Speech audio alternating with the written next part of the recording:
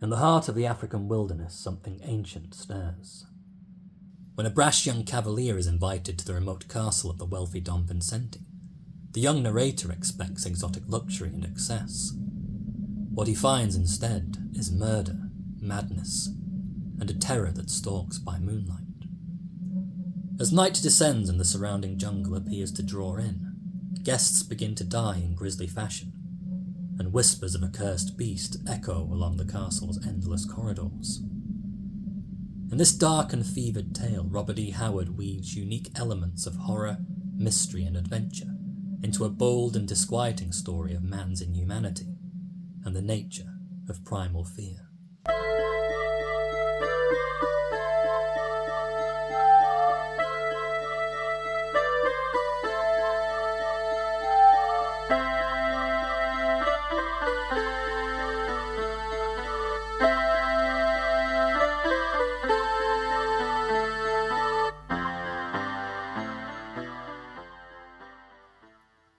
First published in the April 1926 edition of the famed anthology magazine Weird Tales, the starkly titled Wolfshead is, like its predecessor, the short but lingering in the Forest of Villefère, a story in the great tradition of the campfire yarn. On the surface it is, like Villefère, another tall tale designed to chill and thrill intrepid readers with a taste for all things terrifying. However, if we scratch beneath the surface of its slow-burning mystery, the story and its framing soon reveals an arguably more difficult beast. Set against a backdrop of colonialism, morally ambiguous, and told by a narrator rendered unreliable by time and memory, Wolfshead is a story that both thrills and disturbs its reader, challenging us to grapple with its great artistry, as well as its uncomfortable contemplations on racism and historical abuse. The story begins in the classic Gothic style, as we're introduced to a stranger invited to a remote, mysterious estate deep within the jungles of Africa. Our unnamed narrator, a reckless cavalier, recounts this long-ago journey as he makes his voyage halfway across the world to the castle of the wealthy Don Vincenti. From the outset, the story is rich in atmosphere. The dark jungle, the castle with its labyrinth of stone corridors, as well as the general air of fear and suspicion that enlivens each interaction between characters, are evocative and richly sketched. Howard's prose is bold, even what we might call cinematic. He conjures a world where firelight casts grim shadows along the stone walls of silent chambers, or where howls of primal fear rage deep within the jungle's darkest heart. However, the supernatural is not the only horror we encounter within the dark corridors of Don Vincenti's estate. Wolfshead is, unfortunately, haunted by things far more insidious than lycanthropic terror, specifically colonialism and racial prejudice. Written in the 1920s and set centuries in the distant past, the story unfolds against the historical backdrop of the slave trade and the violence and exploitation of European settlers across the African continent. The native characters are depicted with racist language and brutal indifference. Vile savages as they are described by both narrator and supporting characters alike. Slaves that are there to be booted, backhanded, or to face the punishing lash of the brutal Don Vincenti. These abuses are so matter-of-factly presented that they become almost a parallel horror for the reader, an uncomfortable counterpoint to the literal werewolf prowling the castle's grounds, each one illustrative of man's baser instincts and savage indifference to human life. This backdrop presents a troubling but perhaps necessary question for the modern reader. How should we engage with a work so entangled in the racism of its era?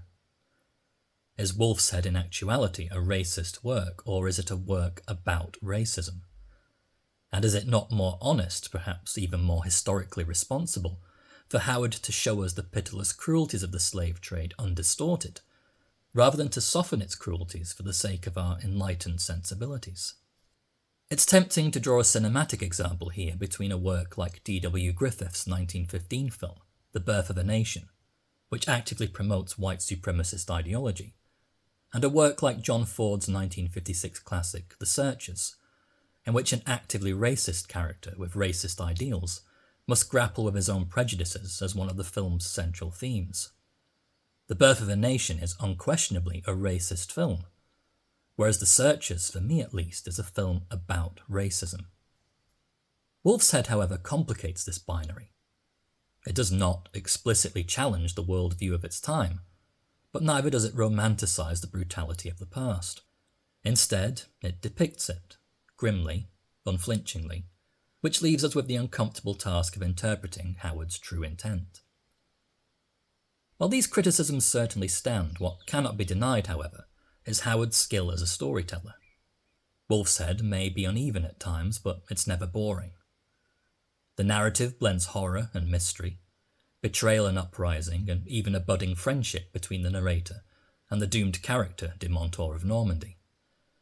A man so haunted by his past encounter in that Forest of Villefère that his grave countenance is described here by the narrator as being that of a man who had looked into the gaping gates of hell. As the narrative unfolds, this relationship becomes the story's emotional centre, a faint flicker of humanity amid the encroaching darkness of the story and its descent into colonial violence. And then, of course, there is the presentation of the werewolf itself. It's important to remember here that Wolfshead predates George Wagner's genre-defining werewolf classic, The Wolfman from 1941, yet Howard is already introducing several key innovations into the werewolf mythology. Rather than a man cursed to become a wolf, Howard's werewolf is a wolf cursed to become a man, a primal creature forced to conform to the standards and appearance of our supposed civilization. This inversion adds a layer of philosophical horror. The real monstrosity, Howard seems to suggest, may not be the wolf, but man himself. Howard also suggests something palpably Lovecraftian in the werewolf's origin. Superstitions that speak of cosmic evils or ancient terrors that predate humankind. It's no surprise then that Howard and Lovecraft were close acquaintances. Both men wrote of a world teetering on the edge of chaos, haunted by the unknowable horrors that came before. But whereas Lovecraft's horror is often distant and cerebral, Howard's is more immediate. His prose thrums with action, while his violence has a taste for the swashbuckling of old Hollywood. As such, the influence of Wolfshead can be felt in later characters, like King Conan or Cull of Atlantis.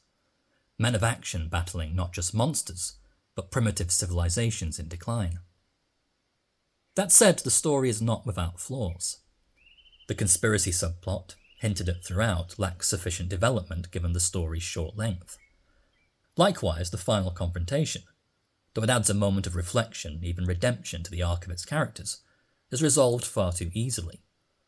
The ending feels rushed, anticlimactic. These are the marks of a young writer, perhaps. Howard was barely out of his teens when he wrote the story in question. But they also speak to the constraints of pulp horror storytelling in general, where brevity and excitement often took precedence over clarity or narrative sense. Still, the story lingers long in the imagination, perhaps because it dares to do more than simply entertain. The contrast between its surface of pulp horror and its backdrop of historical cruelty and subjugation both disturb and unsettle the sensitivities of the modern reader, where the violence inflicted by the wolf is often tempered by the more upsetting violence enacted against the native characters. Wolfshead is not an easy story in this context. It reflects the prejudices of its time, sometimes uncritically. It's imperfect, flawed, yet it contains moments of startling originality, emotional resonance, and innovation within Howard's chosen genre. For readers willing to wrestle with its contradictions, it offers not just a glimpse into the early horror fiction of the 20th century, but into the darker corners of human history and imagination. In the end, perhaps the greatest horror of Wolfshead isn't the creature that hunts its prey beneath the light of the full moon, but the world that made such creatures possible.